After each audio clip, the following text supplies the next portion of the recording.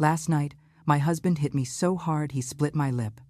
This morning, I cooked him a perfect Southern breakfast and invited a cop, my pastor, and my sister to sit at our table. He thought he'd broken me until the doorbell rang. Before I tell you how that breakfast ended with handcuffs, hit like, subscribe, and comment where you're watching from and what time it is. Last night, my husband hit me hard enough to split my lip, and the taste of metal spread across my tongue before I even felt the sting. I didn't scream, didn't fight back, didn't even lift a hand to stop him. I just stood there in the kitchen, under the harsh yellow light, watching the shadow of his anger fade as quickly as it had flared, leaving behind that empty, hollow look I've come to fear more than the violence itself. He walked away without a word, without a glance, leaving me to clean up the shattered pieces of my own dignity, along with the dishes. I pressed a towel to my mouth until the bleeding slowed, stared at my reflection in the microwave door warped, stretched, unrecognizable, and realized I'd crossed a line I could never uncross. I slept sitting up on the couch, not because I feared he'd hurt me again, but because I couldn't bear lying in the bed where I'd spent 18 years pretending everything was fine. And somewhere between midnight and dawn, something in me snapped, not loudly, not dramatically, but quietly, like a lock clicking open after years of rust. So when the first hint of blue crept into the sky, I stood, wiped my swollen mouth with the back of my hand, and walked into the kitchen with a calm I could only describe as terrifying. I pulled out the good porcelain china we'd never used, the wedding set with the delicate gold rim. I laid out my grandmother's embroidered tablecloth, the one I'd been too afraid to stain, too afraid to wrinkle, too afraid to enjoy. I arranged fresh gardenias from the backyard, their soft white petals glowing like forgiveness I knew neither of us deserved. And then I cooked a Southern feast rich enough to disguise the bitterness rising in my throat. Cheese grits slow stirred exactly the way my grandmother taught me. Biscuits cut with the old tin cutter she passed down. Bacon crisped in the cast iron skillet Terence claimed as his own, despite never using it. The whole house filled with scents that should have meant home, but now just meant strategy. Because this wasn't breakfast, this was evidence. This was a stage. This was the moment I finally stopped loving a memory and started confronting a monster. At 7:30, I sat at the head of the table in the navy dress I wore to my mother's funeral. My hair pulled back, my face bare no concealer to hide the bruise blooming across my cheek, no powder to blur the truth. I wanted him to see what he'd done. I wanted everyone to see. The clock ticked louder than usual, each second tapping against my ribs like a warning. When I heard him rise from bed, I didn't flinch. When the shower turned on, I didn't look away from the doorway. And when his footsteps finally echoed down the stairs, slow, confident, belonging to a man who believed he owned the air, I breathed, I inhaled deeply, and kept my gaze steady. He walked in with that smug half-smile he always wore after a night of drinking, the one that said he assumed I'd folded into myself like paper, ready to apologize for provoking him. But he froze when he saw the table saw me and something ugly flickered across his face. Confusion, then calculation, then satisfaction. He sat down, picked up a biscuit, and laughed softly. "You finally learned," he said. "A little discipline is all it took." His audacity didn't surprise me. His confidence didn't surprise me. What surprised me was how little those words hurt, how they landed somewhere far away, bouncing off a version of me that no longer existed. Because he didn't know what I'd done at 1 a.m. when the house was silent. He didn't know about the calls I made to my sister, to my pastor, to the detective who has known me longer than he ever cared to. He didn't know they were already on their way, that the doorbell would ring any minute, that this breakfast was the last meal he'd ever eat in this house without handcuffs. He didn't know I wasn't breaking, I was preparing. And as the clock hit 8:12 and the chime of the doorbell sliced through the quiet morning air, he didn't know his life was about to collapse in front of him exactly the way my trust had collapsed the night before. I rose slowly, smoothing the skirt of my dress, feeling the bruise on my cheek pulse with the steady rhythm of victory, and watched confusion creep back across his face like a shadow returning to claim him. "Who's that?" he asked. I didn't answer. I just walked toward the door, gripping the handle with a steadiness I didn't know I still possessed, knowing that the moment it opened, everything he thought he controlled would crumble. And for the first time in years, I felt something close to peace, because this morning, I wasn't his wife. I wasn't his victim. I was the woman who finally chose herself. When I opened the door, the morning light spilled across the porch, and for a moment, it felt almost holy, as if the universe itself had come to witness what I was about to do. Denise stood closest, her eyes widening the second she saw my face, her hand flying to her mouth as if she needed to physically hold in the scream that threatened to escape. Behind her stood Pastor Jerome, taller than I remembered, his expression carved in sorrow and restrained fury. And beside him was Detective Lisa Hartwell, her badge glinting against her jacket like a blade. I stepped aside without a word, letting them enter, feeling Terrence's confusion thick in the air behind me. I could practically hear the gears turning in his head, scrambling to assemble a story that would absolve him. He was always quick with his words, smooth, charming, the kind of man who could convince a room he was the wounded party while the real wound bled silently beside him. But today, he wasn't facing a room. He was facing people who loved me, people who had seen me dim over the years and pretended not to notice because I kept insisting I was fine.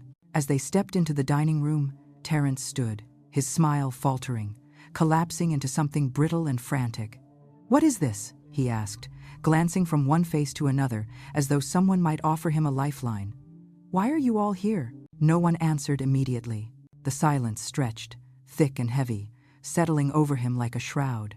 Denise's gaze was locked on my bruise, her eyes filling with tears. She refused to blink away. Lisa's stare was different, measured, clinical, the way someone looks at a crime scene before cataloging every detail. Pastor Jerome's eyes were the hardest to meet. In them was heartbreak, a disappointment so deep, it almost made me pity Terrence. Almost. I walked back to my place at the head of the table, the wooden floor cool beneath my feet. I sat slowly, keeping my eyes on Terrence, watching him shift, watching panic begin to crack through his confident shell. He looked at me the way a cornered animal looks at the open door behind a hunter measuring distance. Danger, possibility. "Vanessa," he said, voice strained, "what's going on? Why did you bring them here?" I could have spoken first. I could have explained, justified, narrated, but I had spent 3 years explaining myself, softening truths, cushioning his ego, smoothing broken edges. My voice had protected him long enough. Today, he would hear mine, but only after he heard theirs. So I turned to Denise, giving her a small nod. She inhaled, steadying herself. "Terrence," she said, her voice tight but clear. "Your wife called me last night. She told me everything." He blinked, once, twice, trying to process the idea that I had broken the unspoken rule he built our marriage on. Silence. "Everything?" he repeated, his tone incredulous, like a man discovering his puppet had learned to cut its own strings. "Yes," Denise said. "Everything." She stepped aside, revealing more of her heartbreak, her fury, her disbelief. And when I saw her face this morning, I realized she didn't exaggerate. She didn't misunderstand. She didn't provoke you. She swallowed hard. "You did this." Terrence's mouth opened, but Pastor Jerome's voice cut through the air like a bell tolling at a funeral. "You broke your vows," he said simply. "Not with infidelity, with harm, with fear, with cruelty." Terrence stiffened. "Pastor, please, you don't understand. We've had a difficult time, pressures, accusations, the job. Do not use your suffering as justification to create hers," Pastor Jerome said, his voice booming in the quiet house. "I have counseled many couples through pain, but I have never condoned a husband laying his hand on his wife." Terrence looked to Lisa then, perhaps hoping logic or legal positioning would rescue him where emotional appeals had failed. "Detective," he said urgently, "this is a misunderstanding. Vanessa gets emotional. She exaggerates. Something must have happened, yes, but not like—" Lisa raised her hand, silencing him with a calmness sharper than anger. "Mr. Clark, I'm not here to mediate your marriage," she said. "I'm here because your wife reported a violent assault with visible injuries consistent with her statement." Terrence's jaw dropped. "Assault? You can't be serious." "She fell. She probably—" "I didn't fall," I said finally. My voice startled even me, steady, grounded, undisguised. Terrence whipped his head toward me, eyes wide. I could see the exact moment he recognized that whatever power he'd held over me had slipped through his fingers while he slept. "You hit me," I continued. "You hit me hard enough to split my lip. You grabbed me hard enough to leave bruises. You yelled at me until I shook. You isolated me. You controlled me, and you did it for years. His face twisted into something desperate. Vanessa, stop. Think about what you're saying. I have thought about it, I said. For 3 years. Lisa stepped closer, pulling a small notebook from her pocket. Mr. Clark, she said, I'll need you to sit down while I take a formal statement. After that, we'll discuss next steps. He stared at her, then at me, then at the 3 people who had come to stand behind my chair like witnesses at a hearing. He looked small, smaller than I'd ever seen him. Fear crept into his expression, raw and unmistakable. Vanessa, please, he whispered, don't do this. I shook my head slowly. I didn't do this, I said. You did. And for the first time, Terrence understood the truth. I wasn't the one on trial anymore. He was. Terrence sank slowly into the dining chair, not because he wanted to comply, but because his legs genuinely seemed unable to hold him. I watched the realization settle into him like cold water seeping through fabric, slow, creeping, inescapable. For years he had moved through our home with the confidence of a man who believed he had full dominion over every inch of it, every breath I took, every silence I held. Now he sat small, hunched, as if the walls themselves were finally pushing back. Detective Lisa opened her notebook, her pen poised with an authority that made even the sunlight through the window feel sharpened. Mr. Clark, she said, her tone all business. Describe what happened last night from your perspective. Terrence blinked at her, then looked at me as though begging me to intervene, to soften the blow, to reassure him the world wasn't tilting the way he felt it was. We argued, he stammered. She gets worked up sometimes. Emotional. I was tired. I'd had a drink, maybe 2. Things got heated. Denise scoffed quietly beside me, unable to restrain her anger, but Lisa remained expressionless. Did you strike your wife? She asked. Terrence swallowed so hard his throat bobbed. I don't think so. I mean, not intentionally. She got close to me. I raised my hand. Maybe she moved into it? It wasn't a hit, detective. Not the way she's making it sound. I didn't move into anything, I murmured. But Lisa held up a hand to signal patience, process, the order of things. Terrence took a shaky breath, darting his eyes between us, searching desperately for a narrative that might save him. You have to understand, I've been under enormous stress, he said. The investigation at school, the parents whispering, the board pushing me out, everyone's been against me. And Vanessa? She shuts down. She doesn't support me the way she should. Denise let out a sharp, bitter laugh. Support? She snapped. You think this, she motioned toward my bruised face, my split lip, my trembling hands, is how a man asks for support? Pastor Jerome put a gentle but firm hand on her arm, urging calm, though his own jaw was tight enough to crack. Pain does not excuse cruelty, he said quietly. You know that, Terrence. Terrence's face tightened, something between indignation and panic flaring in his eyes. Cruelty? I'm not cruel. I've never been cruel. I love my wife. I've sacrificed for her. I've given her everything. You gave me fear, I said softly. The room stilled. Even the air seemed to pause. Terrence's mouth opened, closed, opened again. Fear? He whispered. Vanessa, I never meant to scare you. You did, I replied. Every time you slammed a door, every time you hurled a plate, every time you cornered me or grabbed my arm or told me no one would believe me if I spoke out. Every night you came home drunk and angry. Every morning I woke up wondering which version of you I'd face. You didn't just scare me, Terrence. You built a life where fear was the only thing I knew how to feel. He flinched as if I'd struck him, but I felt no satisfaction, only clarity. Lisa leaned forward slightly. Mr. Clark, I need you to answer directly. Did you hit your wife last night? Terrence's breath quickened. His pupils darted toward the door, toward the hallway, toward me, anywhere but the truth. I don't know, he whispered. Maybe I brushed her. Maybe my hand slipped. Slipped? Denise hissed. Her lip is split open. Her cheek is bruising in the shape of your fingers. You don't slip with that kind of damage. Terrence's hands trembled as he held them up, as if seeing them clearly for the first time. I wasn't myself, he murmured. I was drunk. I was angry. Everything's been falling apart. I just lost control for a moment. A moment, I echoed. Terrence, you lost control for 3 years.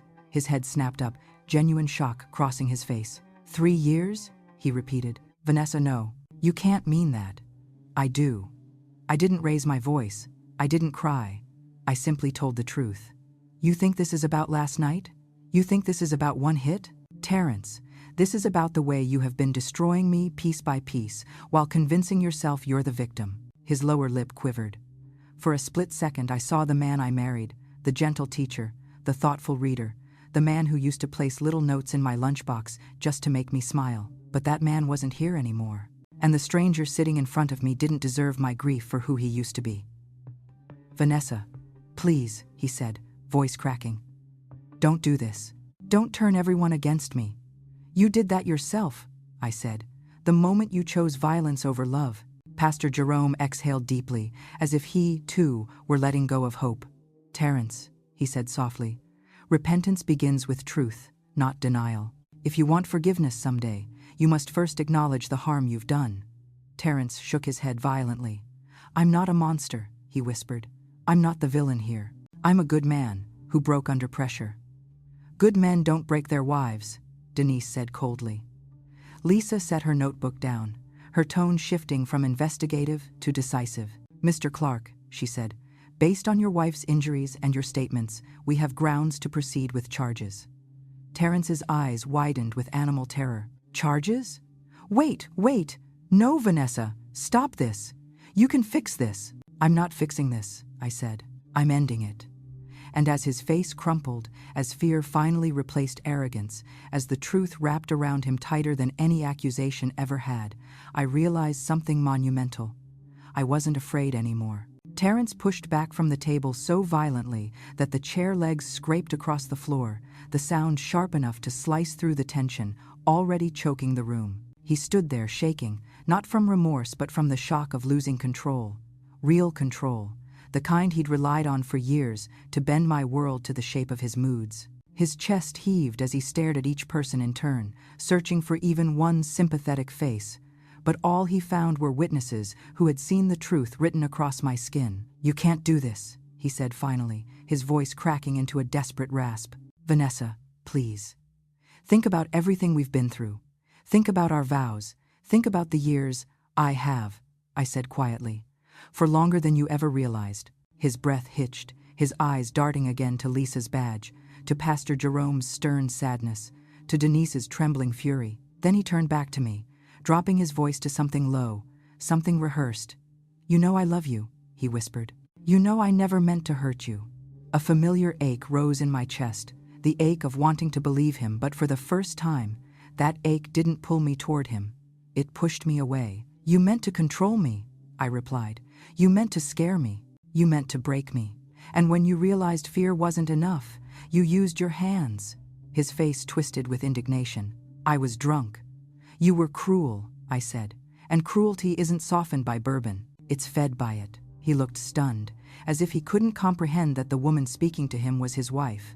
The wife he'd expected to defend him, excuse him, cover for him. But that woman was gone. Lisa stepped between us slightly, her presence a firm, invisible barrier. Mr. Clark, she said, I'm going to ask you to sit down. If you continue to escalate, I'll be required to restrain you before we proceed. Terrence scoffed, incredulous. Restrain me? In my own home?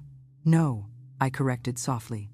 In our home. And after today, it won't be yours anymore. The flicker of rage that crossed his face was unmistakable. A tremor rippled down his jaw, tightening, twitching. For a moment, I saw the man from last night, the man whose anger filled the room like smoke, suffocating and directionless until it struck the nearest thing, me. He took a step toward me. Just one. Lisa mirrored him instantly, stepping into his path, her voice calm but edged with steel. I'm going to tell you once, she said. Back up.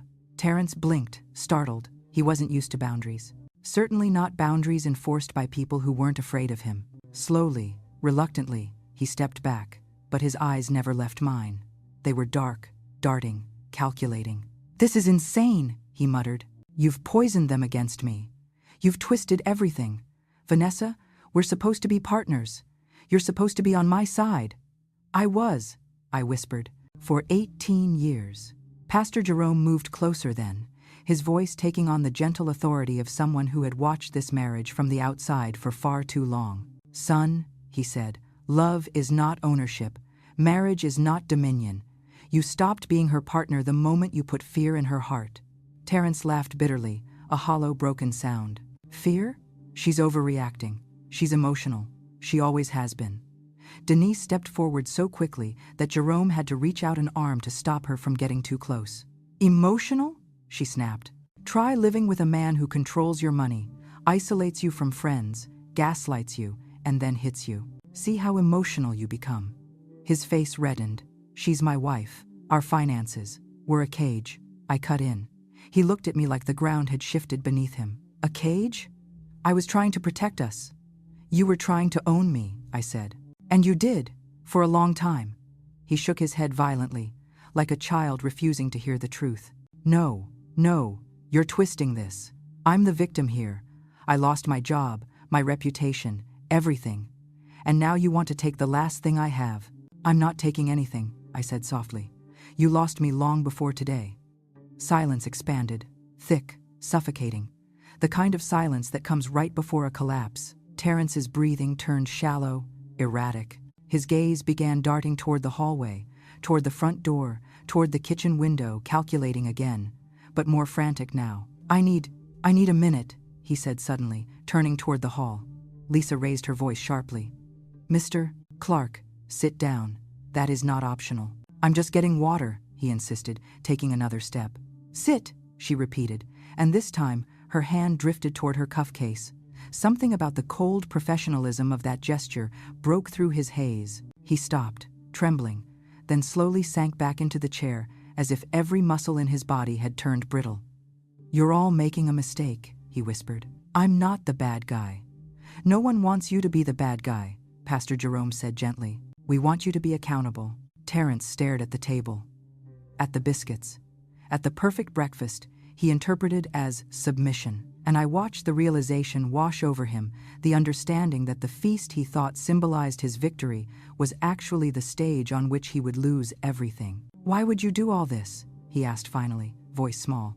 Why invite them? Why humiliate me? I took a breath, the bruise on my cheek throbbing with the movement. Because I needed you to see what you've done, with people present who wouldn't let you twist the truth.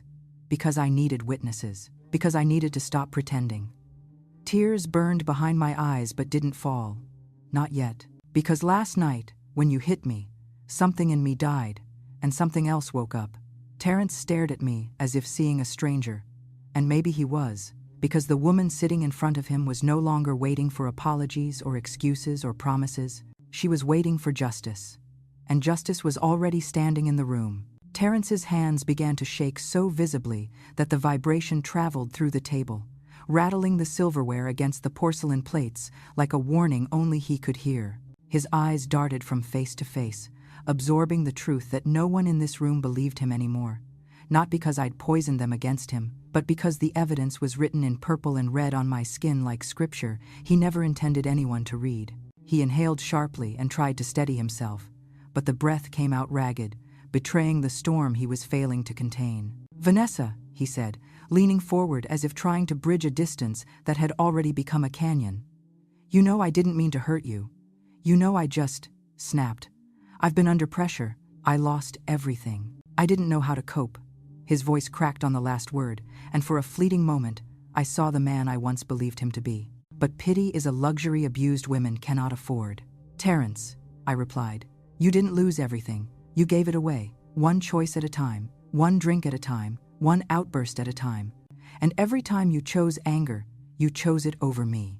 He slammed his palm on the table, not hard enough to break anything, but hard enough to show the truth. He was still unwilling to admit that losing control wasn't a rare occurrence, it was his default. The gardenias on the centerpiece trembled from the impact, petals fluttering as if recoiling from him too. Detective Lisa's hand instinctively inched closer to her belt, her expression unreadable but ready. Mr. Clark, she said calmly, you need to keep your hands to yourself and your tone level. This is not a negotiation. He glared at her. You don't get to tell me how to talk to my wife. Lisa didn't blink. I do when your wife is the victim of an active domestic violence incident. The words hung in the air, heavy, definitive. Terrence recoiled as if slapped. Victim? Vanessa? Is that what you think you are? A victim? Before I could answer, Denise stepped forward, her voice shaking with fury she'd held in for far too long. "She is a victim, Terrence, but she's also a survivor, and you're the reason she needs to be." He turned toward Denise with a snarl. "Stay out of this. You've always hated me." "No," Denise shot back. "I hated what you made her become. Small, quiet, afraid to breathe wrong in your presence." Pastor Jerome's voice cut through the tension, low and steady like a hymn meant to hold broken pieces together. "Terrence, when a man harms his wife, intentionally or not, his first responsibility is confession, not denial. You are not doing yourself any favors here." Terrence leaned back in his chair, rubbing his hands over his face, dragging his palms downward as if trying to scrape away the reality closing in on him. "I can't believe this," he whispered. "All of you turning on me like this. You know me. You know I'm not violent." I lifted a hand slowly, pointing to my face. "Terrence," I said, "the evidence says otherwise." His eyes filled with something raw panic, desperation, entitlement tangled into a knot too tight to pull apart. "I love you," he choked out. "Everything I've ever done was because I love you." "Love doesn't feel like fear," I replied. "Not real love. Not the kind we vowed before God and everyone we knew." He stared at me, the words sinking in, dissolving the last illusion he had clung to. Then something in him snapped, not with rage this time, but with a hollow collapse, like a beam giving way in a house already rotting from within. "So what now?" he said numbly. "You're going to have me arrested? Ruin what little I have left?" Lisa stepped forward, her presence solid as a wall. "Mr. Clark, this process isn't about ruining you. It's about documenting what happened and ensuring your wife's safety. The law requires action when there is clear evidence of assault." Terrence let out a laugh so broken it barely sounded human. "The law," he repeated. "The law won't care about my side." "Your side," I said gently, "has had 3 years of silence protecting it." His head snapped toward me. "So that's it?" he demanded. "One mistake and you throw everything away?" "One?" Denise whispered incredulously. "Try 30. Try 50. Try every day she lived afraid you'd lose your temper." He shot her a glare sharp enough to wound, then turned back to me, voice trembling with accusation. "You think you're innocent in all this? You think you were perfect? I suffered too. I lost my career because of lies. You didn't stand by me the way a wife should." His words might once have pierced me, but now they landed flat, powerless. "Terrence," I said, "I stood by you until standing by you meant letting you continue to destroy me. I stood by you until my silence became your permission." A shiver passed through him, as if he sensed something final in my tone. He shook his head slowly, disbelief twisting his features. "I didn't know," he murmured, "that you were planning all this." "That's because for 3 years," I said, "you didn't think I planned anything at all. You thought fear made me predictable." Lisa cleared her throat. "Mr. Clark, I'm going to ask you one final question before we proceed. Do you admit to striking your wife?" Terrence's breathing grew ragged. "If I say yes, you'll arrest me." "If you lie," Lisa said quietly, "you'll be arrested anyway when the report is filed." He stared at her, then at me, then at his own trembling hands, the truth closing in on him from every angle. And in that moment, I saw the exact second he realized he was out of exits. His voice finally broke. "Yes," he whispered, "I hit her." No one spoke, no one breathed, and though the confession should have shattered me, it didn't. It built something new inside me, something strong, unmistakable, unshakable. And for the first time in years, I felt safe in the truth. The moment Terrence confessed, the room seemed to exhale quietly, deeply, like a wound finally acknowledging it has been open far too long. And yet, instead of relief washing through him, the confession seemed to drain the color from his face, leaving him pale and hollow, as if he'd just watched the version of himself he clung to crumble into dust on the dining room floor. He slumped back into the chair, staring at his hands like they belonged to someone else, someone foreign, someone dangerous. His voice came out small. "I didn't mean to. I swear I didn't mean to." Lisa didn't offer him comfort. She didn't nod or soften or reassure. She simply wrote the words down, her pen scratching steadily across the page, a sound that echoed louder than any shout. "Your intent," she said evenly, "does not erase the harm." Terrence's lips parted, but no sound came. He looked at me again, but this time not with shock or anger or even denial, this time with something closer to pleading, as if hoping I might still step between him and the consequences, lining up like shadows behind him. He whispered, "Vanessa, please, please don't let this be the end." I swallowed, feeling the ache in my throat, the raw sting in my cheek, the heaviness in my chest. For a moment, fear flickered the old instinct to shrink, to smooth the edges, to protect him from truth, because he could never bear to face it. But then I remembered the taste of my own blood. I remembered the night spent curled on the bathroom floor so he wouldn't hear me cry. I remembered apologizing to him after he had screamed at me. And I remembered the moment his hand collided with my face, and I realized the man I married no longer lived in his body. "Terrence," I said softly, "this ended when you hit me. I'm just acknowledging the ending." His eyes filled, not with tears, but with a fury he tried desperately to swallow. "You're throwing away everything," he muttered. "Everything we built." Denise stepped forward, her voice sharp as glass. "She's not throwing anything away. She's saving what's left of herself." Terrence glared at her, jaw clenched so tight it trembled. "You always hated me." "I didn't hate you," Denise said. "I hated watching my sister disappear." He shook his head, eyes filled with disbelief that anyone even now could see him as anything less than the wounded hero of his own narrative. "I wasn't that bad," he said quietly, almost to himself. "I didn't beat her. I wasn't like those men on TV. I just lost control sometimes." Lisa looked up sharply. "Sir, minimizing violence is a common tactic in domestic abuse cases. The severity isn't measured only by how often it happens, it's measured by the fear it creates." Terrence recoiled. "Fear? She wasn't afraid of me," I answered, before he could continue. "Terrence, I was afraid of you every day." His face twisted. No, you're lying. You were never afraid of me." "I was," I whispered. "You just didn't notice because you liked the version of me fear created." He stared at me, horrified not by what he'd done, but by the fact that I was finally naming it. For the first time, the truth wasn't a secret tucked into the corners of our home like mold. It was here, in the open, surrounded by witnesses. Pastor Jerome stepped closer then, folding his hands solemnly. "Terrence," he said quietly, "this is a moment of reckoning. You can run from it, you can fight it, or you can accept it, but you cannot erase it." Terrence rubbed his hands over his face again, fingers digging into his scalp. "I don't deserve this," he muttered. "I've suffered too. Everyone turned on me after the accusation. I lost my students, my job, my purpose. And now this? The accusation didn't make you hit her," Denise shot back. "You did." He flinched as if struck. "I was drowning," he whispered. "I needed her. I felt something inside me break, not pity, not love, but a long, frayed thread of responsibility I had carried for years." "Terrence," I said, "you didn't need me. You needed someone to absorb your pain so you didn't have to face it. And I did. For too long." His eyes shimmered, though no tears fell. "I loved you," he said again, softer this time, the words collapsing in on themselves.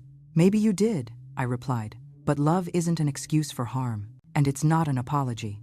Lisa closed her notebook, the sound decisive. "Mr. Clark," she said, "because you've admitted to assaulting your wife and because there is visible injury, we will be proceeding with charges today. I need you to stand." His head jerked up. "Now? You're arresting me now?" "Yes," she said simply. Terrence made a choked noise, somewhere between disbelief and outrage. "In front of everyone?" Denise answered, before anyone else could. "Yes," she said. "In front of everyone. The same way you hurt her in front of no one." Terrence's breath hitched, and for a moment he looked like a man facing a firing squad. "Vanessa," he whispered, voice cracking wide open, "don't let them do this. Please, we can fix this. I can get help. I can change." I looked at him, really looked, and felt a strange, heavy silence settle into my bones. Not the silence of fear, the silence of truth. "Terrence," I said, "if you could have changed, you would have. And if you wanted to fix this, you wouldn't have broken it." Something shattered behind his eyes. He lowered his gaze. And that was the moment I realized he finally understood this was real. This was happening. This was the end. "Stand up, Mr. Clark," Lisa repeated gently. Terrence rose slowly, his legs shaking beneath him, no longer the man who towered over me in anger, but a man brought to his knees by his own choices. And as he stood, defeated, trembling, I felt something unexpected wash through me, Not triumph, not relief, but the first quiet breath of freedom. When the cold click of the handcuffs tightened around Terrence's wrists, the entire house seemed to shift, like the walls themselves finally exhaled after years of holding their breath. Terrence stood rigid, his shoulders rising and falling in short, uneven breaths, as if reality were pressing down on him from all sides. He wasn't shouting anymore. He wasn't posturing. He wasn't towering over anyone. He looked small, smaller than I had ever seen him. Lisa gently turned him toward the door, moving with a firm professionalism that made everything feel twice as real. The metallic clink of the cuffs echoed against the hardwood floors as he took the first step toward the inevitable. Denise stood behind me, one hand lightly touching the middle of my back, grounding me as if she sensed I might collapse. My legs felt foreign, heavy, trembling as if they didn't understand how to move in a world where Terrence could no longer dictate every breath I took. Terrence glanced back over his shoulder, his eyes large and frantic, searching my face for something: mercy, hesitation, salvation, maybe even love. But the woman he expected to find wasn't there anymore. His voice cracked as he tried one last time. "Vanessa, please, don't let them do this." His words hit my chest like stones. Because once years ago, they would have worked. I would have rushed forward, made excuses, begged others to understand, protected him even when he didn't deserve it. That version of me had died the moment his hand struck my face. Pastor Jerome stepped forward before I could respond, his voice firm but sorrowful. "Terrence, the consequences of sin are not cruelty. They are clarity. Today is simply clarity." Terrence's face twisted in confusion, his brows knitting, as if he couldn't comprehend how the world had shifted so drastically beneath his feet. "I'm not a monster," he whispered. "I'm not."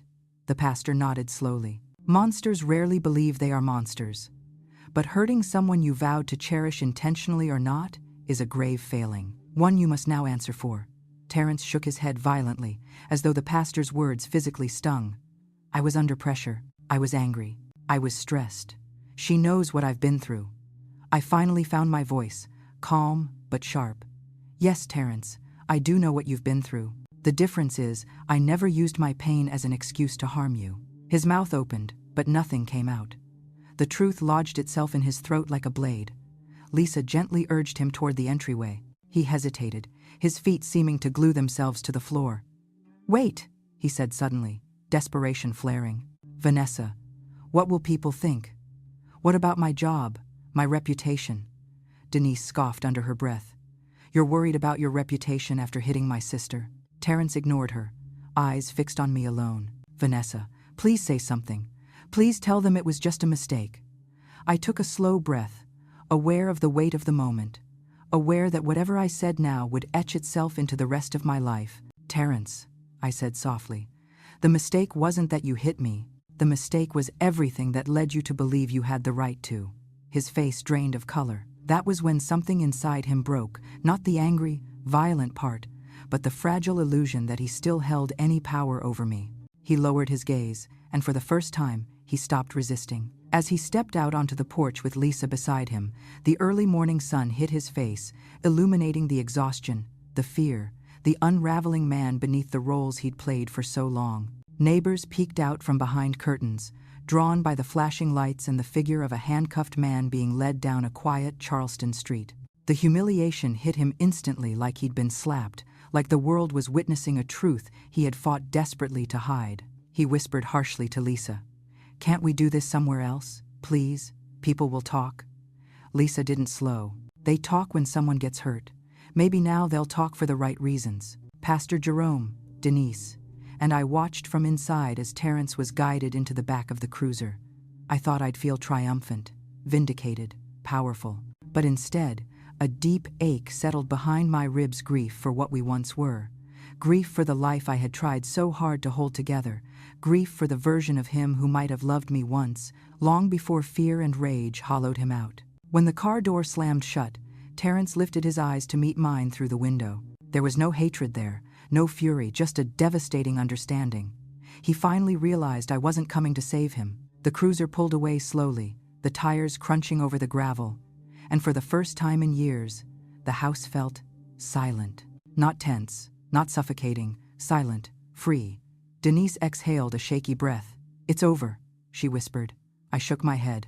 "No," I said softly, feeling the truth settle heavy and cold. "It's just beginning." Because now came the police reports, the court dates, the restraining order, the questions from the community, the weight of rebuilding my life from the ashes Terrence had burned through. But standing there in my funeral dress, with my sister's hand in mine and the pastor's steady presence beside me, I realized something groundbreaking, terrifying, but liberating. For the first time in a long time, I didn't feel alone. I wasn't invisible. I wasn't afraid. Terrence had been taken away in handcuffs, and with him went the last remnants of the cage he kept me in. I was standing in the ruins, but I was standing. Alive, awake, free. The moment the cruiser disappeared around the bend, the house deflated like a lung finally allowed to release years of held breath. I stood frozen in the doorway, staring at the empty street as if Terrence might return any second, not as a husband or a monster, but as a memory trying to claw its way back into the present. Denise stepped behind me, her arms sliding around my shoulders in a protective embrace I hadn't felt since we were teenagers. I leaned into her without thinking, my body remembering safety before my mind did. Inside, the house felt too quiet, not peaceful, hollow, like something enormous had been ripped out of it, leaving behind a vacuum that was trying to swallow the edges of my resolve. Pastor Jerome cleared his throat gently. "Sister Vanessa," he said, his voice soft. "May we sit for a moment? You've been carrying a very heavy burden." I nodded, though my legs felt unsteady. We returned to the dining room, the absurdly perfect breakfast still laid out like a feast for ghosts. The biscuits, the grits, the coffee, the gardenias in the center, still releasing their soft, sweet scent. I stared at the table I had set in the darkest hours of the night and barely recognized the woman who had crafted it. She felt like someone else entirely, someone braver, sharper, more dangerous than I'd ever dared to be. Denise pulled out a chair for me. "Sit, sis," she whispered.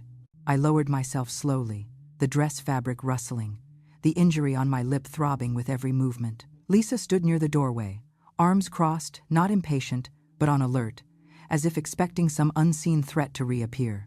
She cleared her throat. "Vanessa," she said, her voice shifting into that careful balance between officer and friend. "Now that Terrence is in custody, we need to follow up with the official steps. It's not complicated, but it's important." My hands curled together in my lap. "He won't be released today, will he?" Lisa shook her head. "Not today. He'll have an arraignment, but the judge isn't going to take lightly to visible injuries and multiple witnesses." I exhaled shakily, but fear still clawed inside me. "But eventually he'll come home." Denise squeezed my hand. "Not this home," she said firmly. "This home is yours, and he doesn't get to take another inch of it." I swallowed, throat tight. "He'll be angry," Lisa nodded. "Probably, but anger is not power, Vanessa. Not anymore." The words hit me hard. I wasn't sure I believed them yet, but I wanted to. God, I wanted to. Pastor Jerome waited until the room quieted before he spoke again. "Vanessa, child, what you did today took extraordinary courage. You stepped into your fear instead of running from it. That is not weakness, that is rebirth." Tears welled in my eyes, hot and sudden. "I didn't feel brave," I whispered. "I felt desperate." "Bravery often feels like desperation," he replied. "We only recognize it for what it is when the danger has passed." I looked at him, at Denise, at Lisa, each of them watching me with a mixture of worry and fierce pride. No one had looked at me like that in years.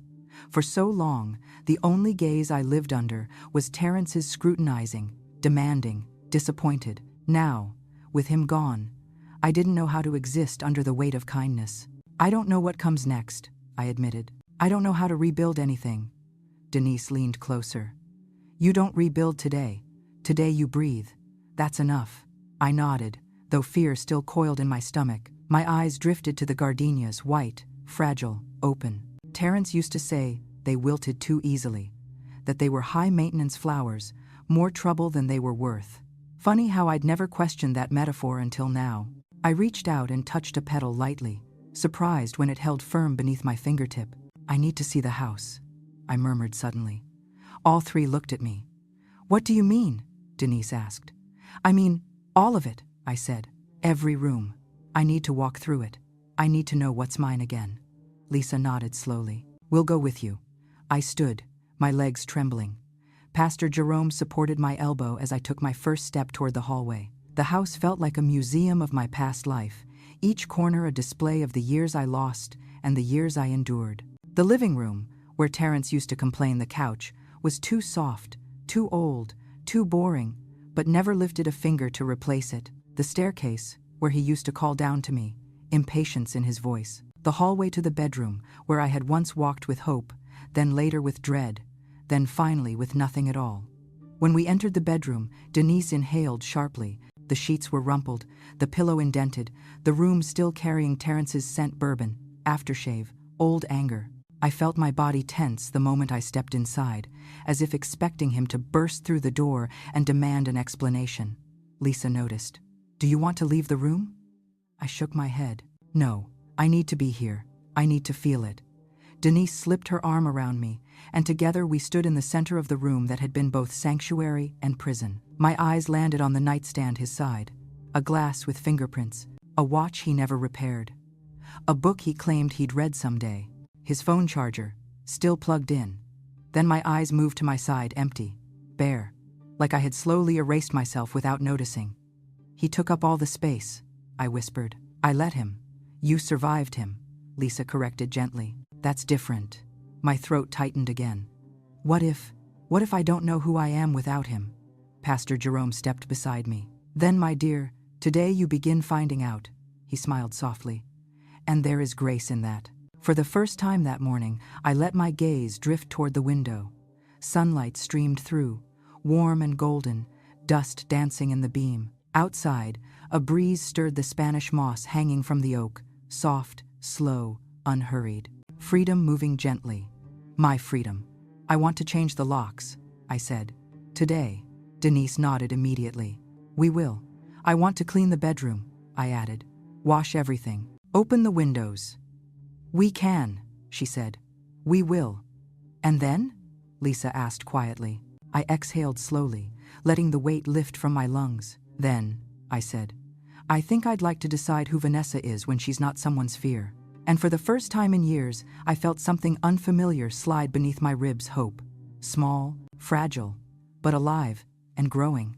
The afternoon sunlight crept across the living room floor as the hours passed, warming the wood in long golden stripes that made the house feel strangely unfamiliar, like a place I had stepped into by accident rather than the place I had lived for 18 years. Denise brewed coffee in the kitchen while Pastor Jerome sat quietly on the couch, hands folded, offering the steady kind of presence that didn't demand conversation. Lisa made a few calls outside, updating the station, arranging details I couldn't yet bear to understand. I wandered through the living room in slow circles, touching objects like artifacts from another era. The framed map Terence insisted on hanging above the fireplace. The side table he always complained I cluttered with books. The throw blanket I crocheted myself that he once said was too bright for his taste. Funny how everything in the house carried a trace of him, his preferences, his rules, his moods, yet none of it felt like him anymore.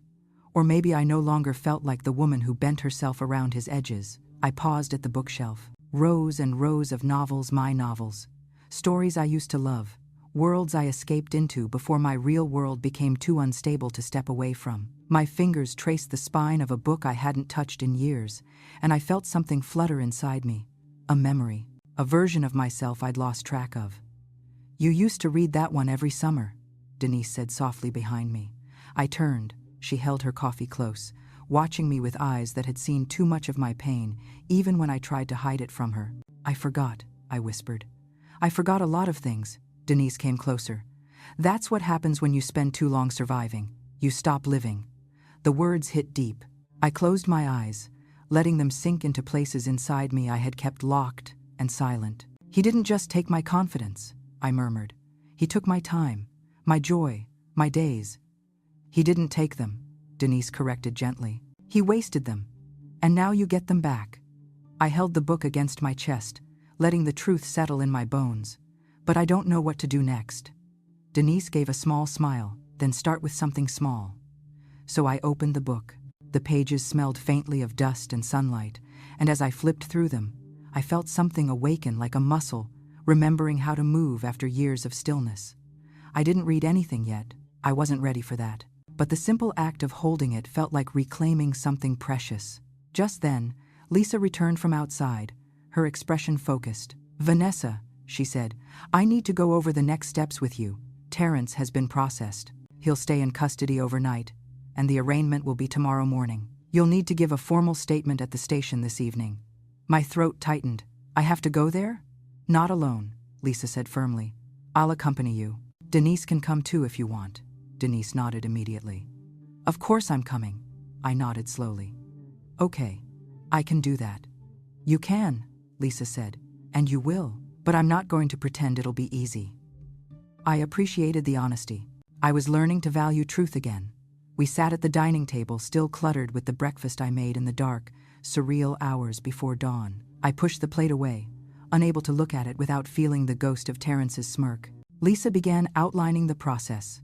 The restraining order, the emergency protection, the photos of my injuries, the paperwork, the possibility of Terrence calling from jail, the measures to ensure he couldn't reach me. The words felt foreign, heavy, technical terms belonging to victims in pamphlets, not to me. Except, I was a victim, and I had been for a very long time. "Vanessa," Lisa said suddenly, her voice softer, "you're remarkably composed. Most people aren't able to think clearly right after something like this." I hesitated. "Maybe I'm not fully processing it yet." Pastor Jerome looked up. "Or maybe you spent years rehearsing this moment without knowing you were doing it." I frowned. "What do you mean?" He folded his hands. "Every bruise you covered, every tear you hid, every fear you swallowed, those were rehearsals. Pain teaches clarity, suffering prepares strength, and when the time came for you to act, you acted decisively. Not because it was easy, but because your soul had already survived the worst." I didn't speak. I couldn't. Tears welled again, but they didn't fall. They settled behind my eyes, heavy but unmoving. "When do I stop feeling guilty?" I whispered. Denise took my hand. "When you're ready." "I feel like I betrayed him," I admitted, "even though he betrayed me first." Lisa shook her head firmly. "You enforced a boundary. That's not betrayal. That's survival." The room fell quiet again. Outside, the wind rustled through the oak trees, shaking loose a handful of leaves that drifted down the street. A strange stillness settled inside me, not peace exactly, but the beginning of it, like the air right before rain. After a while, Lisa checked her watch. "We should head to the station soon. But before that, Vanessa, is there anywhere in this house you don't want to go alone?" I swallowed. "Yes." Denise squeezed my shoulder. "Where?" "The hall closet." They exchanged glances, but didn't question. The hall closet door felt heavy when I touched it, though it wasn't locked or jammed. It was emotional weight memories compressed into a single square of darkness. I opened it slowly. Inside, everything looked ordinary. Coats, boots, old boxes, an umbrella Terrence never let me replace. But something about this space made my stomach twist, because this was where I once hid, a year ago. After another one of his drunken rages, I had crouched behind the coats, shaking silently, praying he wouldn't open the door, praying he would fall asleep downstairs so I could slip out and breathe for just a moment. I touched the wall gently, cold, still, a grave for the pieces of me I buried to survive. Denise stepped beside me. "You don't ever have to hide in here again," she said. "Not from him, not from anyone." I exhaled long, trembling, shaky. Then I closed the door. Firmly, the sound echoed through the hallway, final and freeing. Lisa nodded. "Ready?" I wiped my palms against my dress, as I'll ever be. We gathered our things. Denise grabbed my purse. Pastor Jerome blessed my forehead with a gentle touch. And as we stepped outside into the sunlight, the same sunlight that had witnessed Terrence's arrest, I felt something shift deep inside my chest. A tiny crack of light cutting through the dark, a promise that healing was possible. Painful, slow, but possible. And for the first time in years, I stepped out of my house, not as Terrence's wife, but as myself. The police station smelled faintly of old paperwork, disinfectant, and something metallic that reminded me too much of the taste of my own blood. Denise walked on my left, Lisa on my right, guiding me through the sliding glass doors like I was entering a courthouse instead of a simple municipal building. My heart beat so loudly I could hear it in my ears, steady but heavy, like footsteps echoing down a long hallway toward a door I'd avoided for too many years. The fluorescent lights above, buzzed softly as we stepped inside. A young officer at the front desk glanced up, recognized Lisa instantly, and straightened. "Detective Hartwell," he greeted. "You bringing in the Clark case?" Lisa nodded. "We're here for the official statement." His eyes flicked briefly to my face, just long enough to register what he was seeing, but respectful enough not to linger. He swallowed. "Ma'am, if you need water or a private room, she's with me," Lisa said. "We'll take conference room C." He nodded quickly and handed her a clipboard. "I'll log you in. Take your time." Conference room C was small, windowless, and cold enough that goosebumps rose along my arms the moment I stepped inside. Denise closed the door softly behind us, and Lisa set a recorder on the table before pulling out a chair for me. "Vanessa," she said gently, "I'm going to ask you a series of questions. Some will be uncomfortable, some you've already answered. But we need them on the record. I'll go slowly, and you can stop any time." I nodded, though my throat felt thick and tight. She clicked the recorder on. A tiny red light blinked to life, casting the room in a muted glow. "Please state your full name." "Vanessa Elaine Clark," I whispered. "And your date of birth?" "March 3rd, 1972. Her pen moved quietly across the page. "Vanessa, do you feel safe giving this statement today?" I inhaled shakily. "Yes."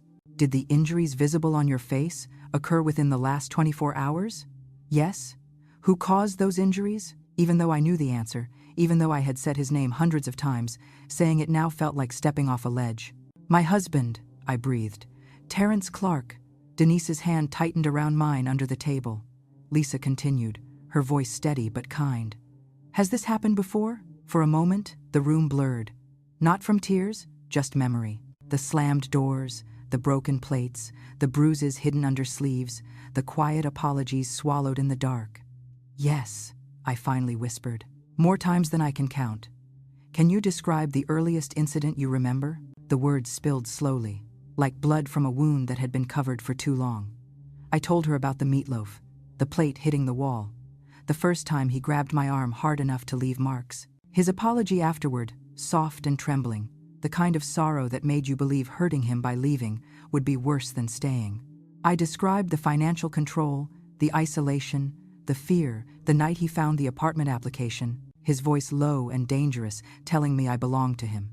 Then I reached the moment everything snapped, the moment he crossed the line from intimidation into harm. When I finished, the room went silent, except for the recorder's soft hum. Lisa didn't push me, didn't rush. She let the quiet settle like dust. Then she nodded. "Thank you, Vanessa. That was incredibly brave." Denise squeezed my hand again, and this time I squeezed back. "Now," Lisa continued, "because of the injuries and your testimony, we're filing this as a chargeable domestic assault case. We'll also request an emergency protective order to prevent him from contacting you." "What if he tries anyway?" I asked. "He won't be able to," she answered. "And if he does, he'll go right back into custody. You're not powerless anymore."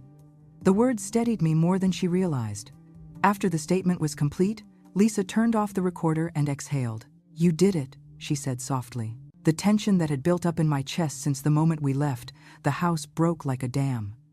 I leaned back in the chair, shaking, not with fear, at least not only fear, but with a strange mixture of disbelief and relief and grief so tangled I couldn't separate them.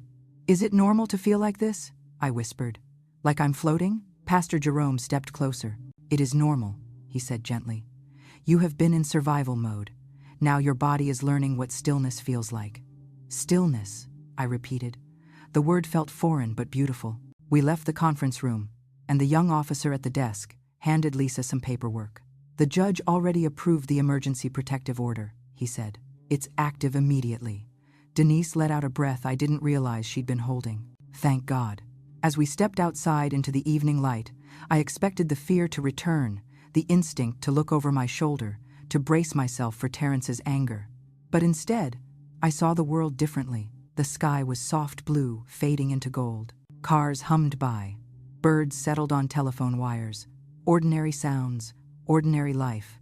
A life I'd been shut out of for too long. We got into Denise's car, and as she pulled out of the parking lot, she glanced at me through the rearview mirror. "Vanessa," she said, "where do you want to go?"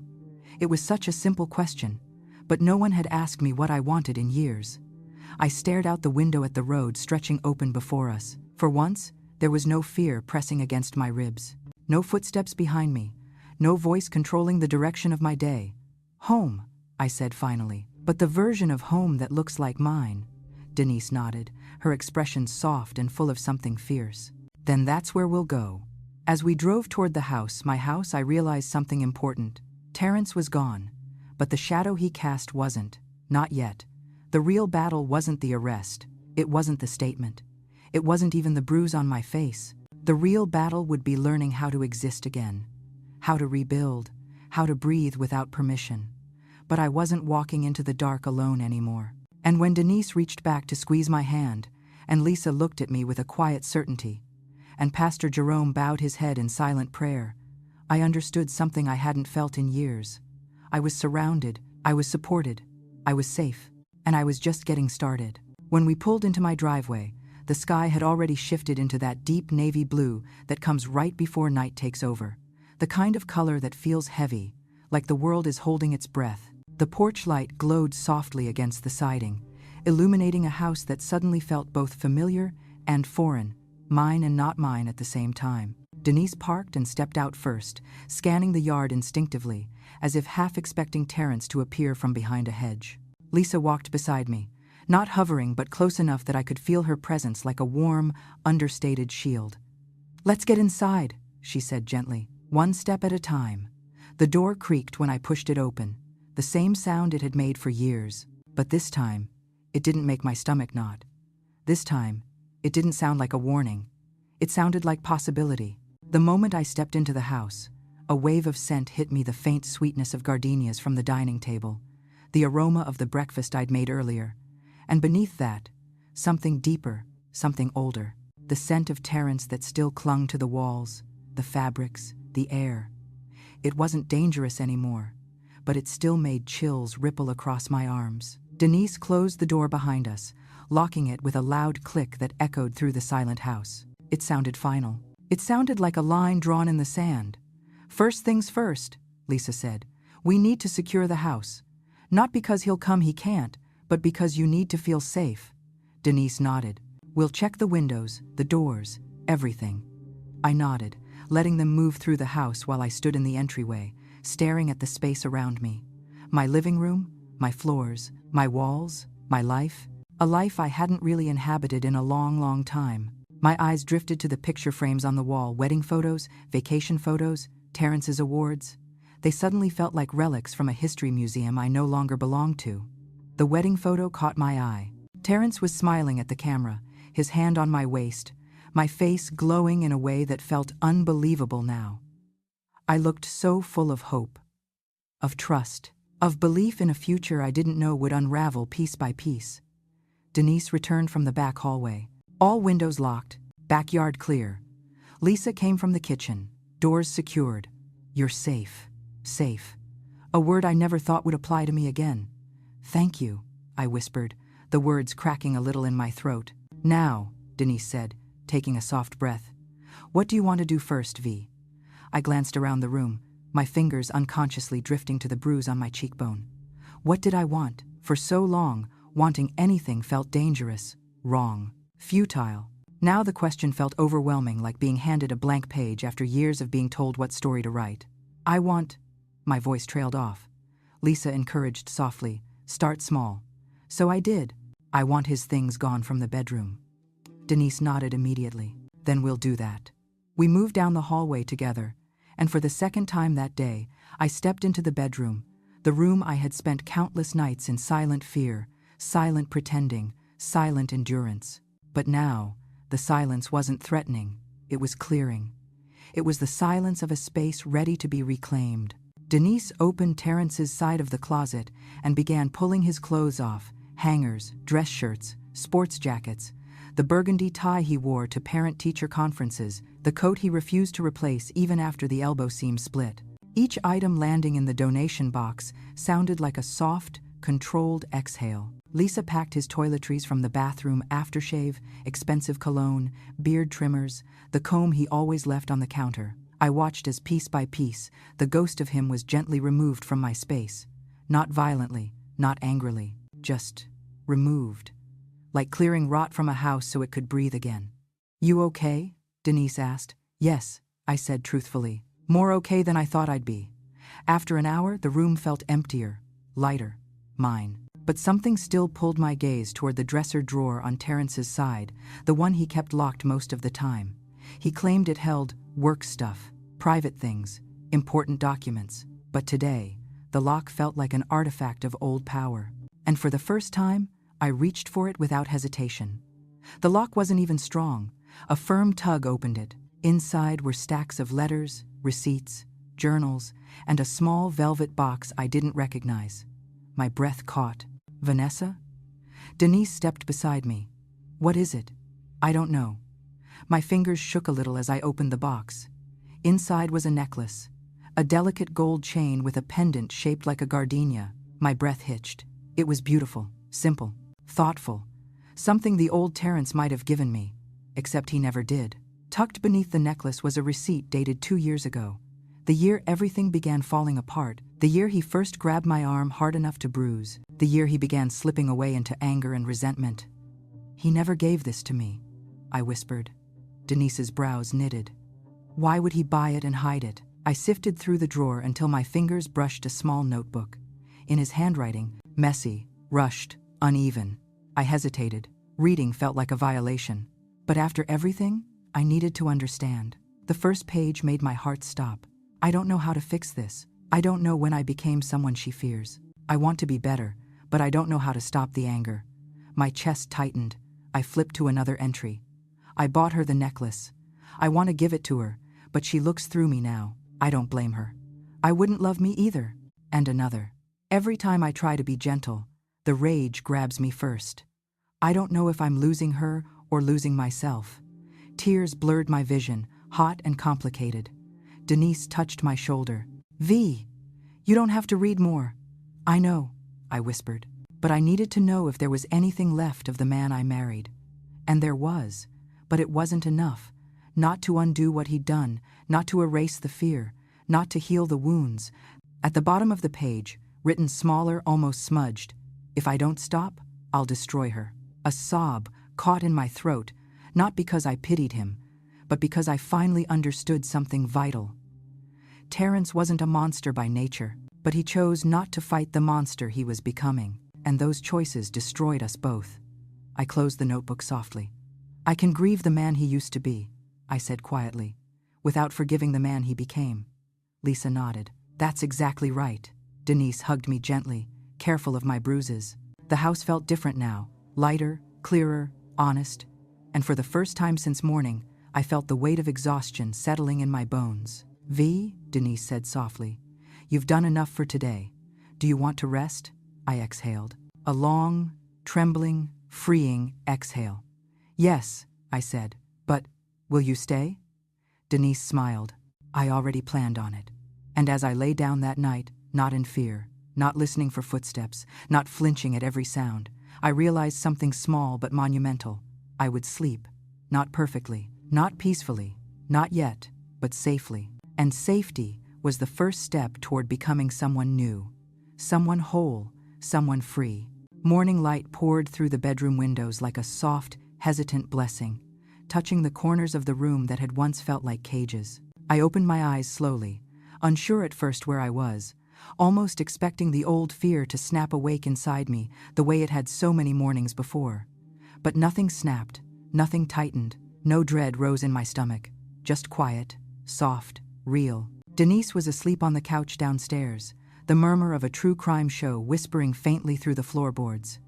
I sat up carefully, fingers brushing the bruise on my cheek. It still ached, but not with the same sting. Today it felt more like evidence of what I'd survived, of what I'd left, of what I refused to carry anymore. I stood, letting my feet sink into the carpet. My house, my room, my morning. I walked into the hallway and paused, listening. Silence, the kind I hadn't heard in years. Not the charged silence that existed in the seconds before Terrence's moods shifted. Not the brittle silence of fear, but the silence of an empty house that finally belonged to me. I made my way into the kitchen, where the remnants of yesterday's breakfast still lingered: the biscuits, the grits, the untouched bacon now cold. The flowers in the center of the table had begun to wilt, petals curling inward. For a moment I stared at them, wondering if they were supposed to mean something symbolic, wondering if everything in my life had become a metaphor overnight. Then I realized I didn't need symbolism today. I needed simplicity. I threw away the breakfast, every plate, every flower, every reminder of the morning Terence came down the stairs, expecting obedience, and found consequences instead. As the trash bag tied shut, something inside me felt like it closed too. Not the trauma, not the wounds, but a chapter. A long, twisting, suffocating chapter. Denise padded into the kitchen, hair messy, eyes puffy from sleep. "Morning," she mumbled, rubbing her face. "You up early? I didn't mean to wake you." "You didn't," she said. "I think my body just knows when you're moving." She came closer, studying my face carefully. "How do you feel?" I thought about it. Really thought. "Different," I said. "But I don't know what that means yet." Denise nodded, reaching for a mug. "Different is good. Different is the first step." We sat at the table with steaming coffee between us. Outside, the street was waking up neighbors, walking dogs, a delivery truck rumbling by, kids laughing on their way to the bus stop. Life continued, indifferent and steady, even when mine had fractured. "Court is tomorrow," Denise said gently. I stirred my coffee absent-mindedly. "I know. You don't have to go alone." "I'm not alone," I murmured. "Not anymore." I wasn't sure if she heard me, but saying it aloud made it feel true. After breakfast, Lisa texted to check on me. "Judge denied bail. He's still in custody. Focus on healing today." Healing. The word felt fragile in my hands, heavy and light at the same time. I walked through the house slowly, touching walls, picture frames, windowsills. I paused at the garden outside, the one I hadn't tended properly in years. The azaleas were overgrown. The rosemary bush had become wild, stretching across the walkway. But the gardenias, those stubborn white blooms Terence used to dismiss, were still there, still alive, still opening toward the sun. I knelt beside them, brushing a petal gently. "Thank you for staying," I whispered. I didn't know why I said it. Maybe because I needed to believe that not everything dies when mistreated. Some things simply wait for better hands. In the afternoon, Pastor Jerome came with groceries, fresh fruit, soup, bread, and insisted on helping Denise replace the locks. I watched from the doorway as they worked, the new deadbolts clicking firmly into place. Another sound of finality, another line drawn. When he finished, Pastor Jerome turned to me. "Locking a door is not about keeping someone out," he said. "It's about giving yourself permission to be safe inside." I nodded, feeling tears gather again. Not from pain, from gratitude, from relief, from possibility. As evening approached, I finally allowed myself to sit on the porch, the same porch Terence once paced while lecturing me on finances or complaining about work. Now it was just wooden boards and a soft breeze. A place, not a threat. I rocked gently in the chair, watching the sun dip low behind the oak trees. For the first time in years, I could hear the cicadas without associating the sound with dread. The air was warm, the sky turning watercolor shades of orange and rose, and my heart, tired, bruised, hopeful, felt like it was learning to beat differently. Denise joined me with 2 glasses of lemonade. "Tomorrow might be hard," she said, "but after tomorrow, every day gets a little easier." "Do you really believe that?" I asked. "I do," she said. "And even if you don't yet, that's okay.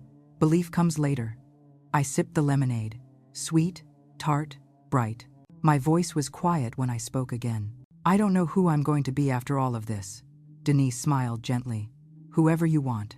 I let that idea settle in my chest, like a seed planting itself in soft soil. The night deepened, the stars emerging one by one in the darkening sky. And somewhere between one breath and the next, I realized something profound. Freedom doesn't always arrive with fanfare. Sometimes it arrives softly on a quiet porch, in a glass of lemonade, in the simple act of sitting without fear. Terence would face the court. The law would do what the law does. But my healing, that was mine, my pace, my choice, my story. As the first firefly blinked in the yard, delicate and bright, I closed my eyes and let the truth settle fully. I wasn't just surviving anymore. I was beginning. And beginnings, even the painful, messy ones, are still beginnings. The woman I had been was gone. The woman I was becoming, she was only just waking up, and tomorrow, for the first time in a very long time, I would meet her with open eyes.